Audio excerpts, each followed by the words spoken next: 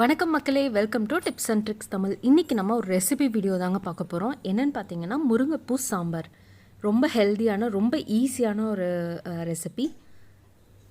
வீடியோக்குள்ளே போகலாம். ஃபஸ்ட்டு வந்து நான் கொஞ்சம் துவரம் பருப்பு லைட்டாக மஞ்சத்தூள் போட்டு ஒரு 2 விசில் வர வரைக்கும் வேக வச்சு எடுத்துக்க போகிறேன். இந்த சாம்பாருக்கு பருப்பு வந்து ரொம்ப குழஞ்சி வேகணுங்கிறது இல்லைங்க, பருப்பாக இருக்கணும், அந்த அளவுக்கு வெந்தால் போதும்.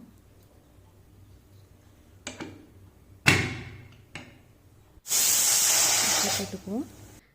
ஸோ பருப்பு வெந்துருச்சு. இப்போ நான் வந்து ஒரு மண் சட்டி எடுத்திருக்கேன். அதில் வந்து கொஞ்சம் கடலெண்ணெய் ஊற்றிருக்கேன். நீங்கள் என்ன எண்ணெய் யூஸ் பண்ணுவீங்களோ அது நார்மலாக யூஸ் பண்ணிக்கலாம். கடுகு, ஒரு ஸ்பூன் ஜீரகம் போட்டுட்டு கடுகு நல்லா பொரியிற அளவுக்கு வெயிட் பண்ணுங்கள்.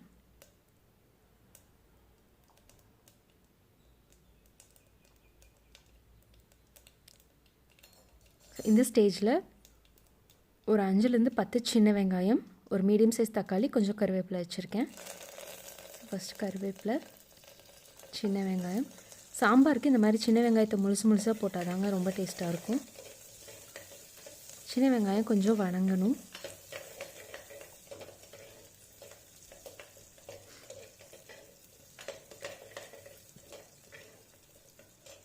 வணங்கினதுக்கப்புறம் நம்ம கட் பண்ணி வச்சுருக்க தக்காளி ஆட் பண்ணிக்கலாம். நான் ஒரு மீடியம் சைஸ் தக்காளி எடுத்திருக்கேன். நீங்கள் தக்காளி இன்னுமே கம்மி பண்ணிவிட்டு புளி கூட ஆட் பண்ணலாம், நல்லாயிருக்கும்.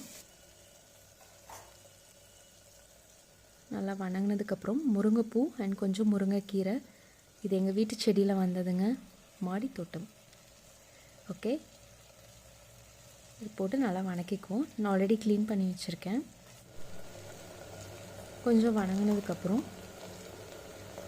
சாம்பார் தூள் தேவையான அளவு,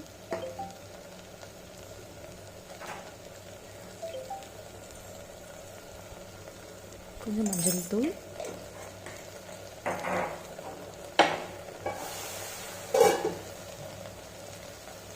தேவையான அளவு உப்பு. நான் கல்லுப்பு ஆட் பண்ணுறேன். போட்டு ஒரு 1 மினிட் வணக்கிட்டு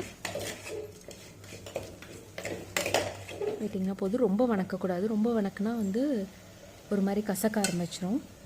இந்த ஸ்டேஜில் நம்ம வேக வச்சுருக்க பருப்பு ஆட் பண்ணிக்கலாம். இப்போ பருப்பு வந்து கொஞ்சம் முழுசாக இருக்கணும்.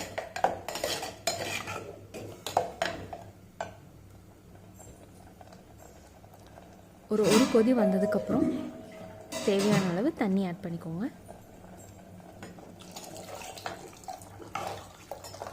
முருங்கைக்கீரையும் சரி முருங்கைப்பூவும் சரி ரொம்ப நேரம் வேகணுங்கிறது இல்லை, 3 to 4 மினிட்ஸ் கொதி வந்தால் போதுங்க, ஆஃப் பண்ணிடலாம். முருங்கைப்பூவில் வந்து அவ்வளோ பெனிஃபிட்ஸ் இருக்குது. ஸோ அதை தனியாக சமைக்கிறத விட இந்த மாதிரி சாம்பாரில் சேர்க்கும்போது குழந்தைங்க எல்லாருமே ஈஸியாக சாப்பிட்ருவாங்க. நம்ம இட்லி தோசைக்கு கூட இந்த சாம்பார் ரொம்ப டேஸ்ட்டாக இருக்கும். ஸோ நல்லா கொதிக்கட்டும். இன்னொரு 1 or 2 மினிட்ஸ் கழித்து நம்ம ஆஃப் பண்ணிடலாம். ஸோ டேஸ்டியான முருங்கைப்பூ சாம்பார் ரெடி. கண்டிப்பாக இந்த ரெசிபி ட்ரை பண்ணி பாருங்கள். இந்த வீடியோ பிடிச்சிருந்தா நம்ம சேனலை மறக்காமல் சப்ஸ்கிரைப் பண்ணுங்கள். தேங்க்யூ.